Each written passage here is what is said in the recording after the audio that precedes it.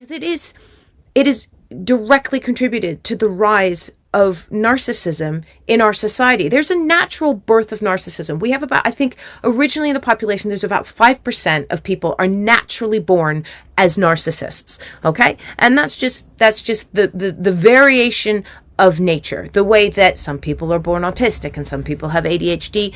Brain topologies are not all going to be identical. But what's fascinating, by the way, I find fascinating, is the fact that the neurotypical, as we call it, i.e. those that are not neurodiverse, although eventually I don't know that anyone could be called not neurodiverse, because if without the presence of neurotypicals, we would not have the diversity of everyone else. Diverse means different. They are a form of different. They are a type, and we call them neurotypical, but their brain topologies tend to be fairly similar.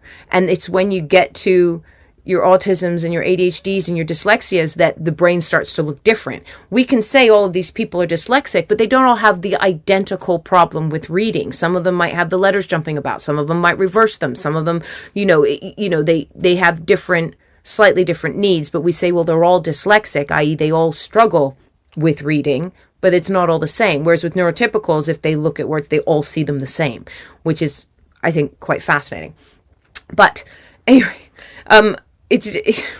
we are seeing an increase in narcissism because of social media, because what social media does is it makes everybody's opinion equal. If everybody has 240 characters in which to tweet, then everybody goes, well, this is what I have to say. And this is where then you suddenly get your followers. And that's where we start to value people based on how often their opinion is seen.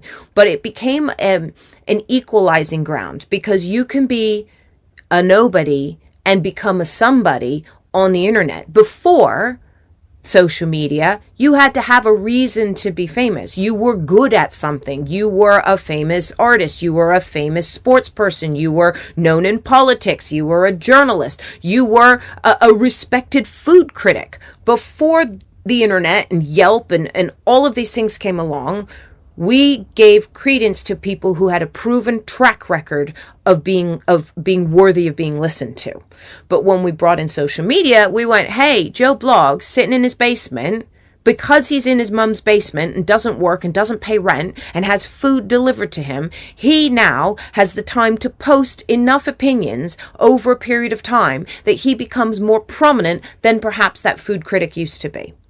And we ended up now in a place where the court of public opinion often means more than the court of expertise, which, by the way, when it comes to something like food critique, I myself also value going and finding out how many thousands of people have given a particular restaurant a 4 or 5 star review and what they have to say about it. I think there is a lot of value in the court of public opinion, especially given that, as we know, with comedy critics, so I'm sure it exists with food critics, but with comedy critics, they have a taste. We know that certain critics like a certain type of comedy or don't like a certain other type of comedy, or they might be misogynists, or they don't like working class comedy, whatever it is.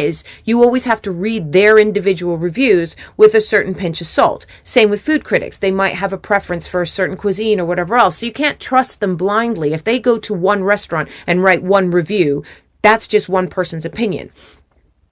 But we have now gone, well, we don't like experts. And then we've started bleeding that into not just courts of opinion, but into courts of fact. And now we're in a place where if you are a scientist and you go, these are the facts about vaccines, other people can go, well, my opinion differs from your facts. And therefore, I don't think that vaccines are good. Therefore, I'm going to yell all over the internet that facts aren't good and that vaccines aren't good. And if I have more time to yell, or if I yell more loudly than you, boring scientist, with your facts and your figures and your studies, then I'm going to suddenly have a greater following of people that are going to go with what I'm saying.